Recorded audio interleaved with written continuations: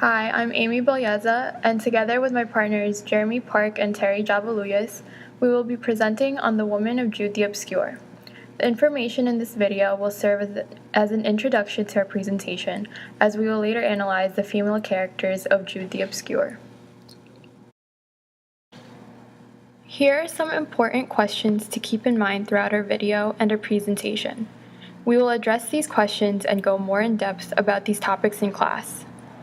What was life like for women in the 19th century? How do Hardy's female characters reflect the lives of women in the Victorian era? How could the novel as a whole contribute to the progressive view of women? And what statement was Hardy trying to make about women? In this video, we will be touching upon facts of Thomas Hardy's novel Jude the Obscure and other works and how he represented and portrayed his view of women.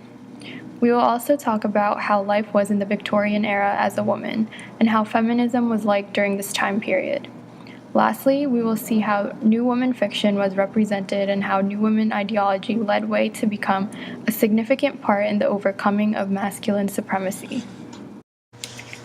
Jude the Obscure was published in 1895, the peak of feminism in the 19th century. It was the last novel Hardy had completed due to the criticism he received, as we will talk more about later. The novel was preceded by Tess of the D'Urbervilles, which was published in 1892. This work also sparked controversy due to Hardy's demonstration of a deep sense of moral sympathy for England's lower class, especially for rural women, as well as the frank look at the sexual hypocrisy of Victorian society. Tess of the D'Urbervilles tells the story of a young woman, Tess Durbeyfield. Her family discovers they have noble blood, and Tess visits Mrs. D'Urberville to claim kin. However, she does not know that there is no relation between the D'Urbervilles and the Durbeyfields, as the baronial title was purchased and then adopted by the woman's husband, Simon Stoke. Jude the Obscure was then followed by The Well-Beloved. It was first published in 3-part serial form in 1892, then revised and republished as a book in 1897. The Well-Beloved is about a sculptor's search for the ideal woman and eventually falls in love with 3 women of the same family: the grandmother, the mother, and the daughter. The Victorian era lasted from 1837 to 1901. The most common way to characterize a society at any given time is to divide it into social classes and evaluate the differences between each group. However, the 19th century was characterized by gender inequality. This time period has such polarized gender roles that it can also be analyzed by the different functions that were assigned to men and women. Prior to 1850, marriage was the most significant event in a woman's life. After marriage, these women were legally under their men's supervision and power.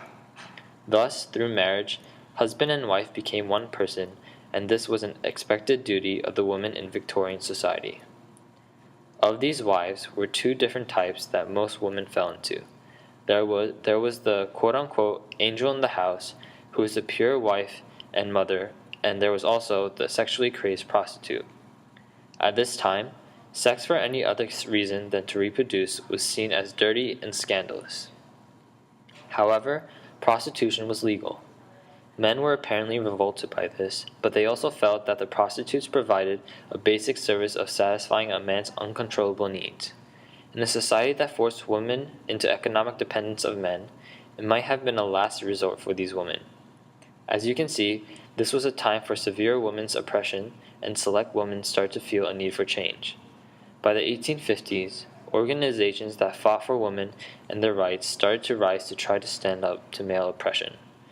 These organizations no longer wanted the ideology where women were simply reduced to the sexual objects of males. Now, this really brought on the first major wave of feminism in the 19th century. It was driven primarily by the gender inequality they faced. Women were expected to be submissive as they were greatly limited in social, political, and legal rights. Unlike women today, the women of this time period could not vote, could not sue, had extremely limited control over personal property after marriage, and were barred from institutions of higher education. The feminists' focus began with the promotion of equal contract, marriage, parenting, and property rights. By the end of the century, the focus shifted to the advocacy of gaining political power and sexual, reproductive, and economic rights. Along with this call for change came the rise of new women fiction in the last 2 decades of the Victorian era. With the growth of this type of literature, there was the ongoing debate of the treatment of sexuality in literature. Many books were written that deliberately set out to attack the institution of marriage, break the bonds of censorship with women, and most of all, argue the feminine case. Popular New Women novelists wanted to show how the socially sanctioned structure of marriage discriminated against women. They also wanted to introduce female characters that could be more complex in nature than the insipid heroine that was usually favored by Victorian readers. These writers employed unusually intelligent, independent, and free from convention female characters as their mouthpieces to voice their opinions. These literary piece of works also put into question the social norms and the male ideal of femininity. By doing this, they lifted women from their traditional role as simply sex objects of males and created more rounded and honest characters, paving the way for a more realistic characterization of women in fiction to match their increasing social emancipation.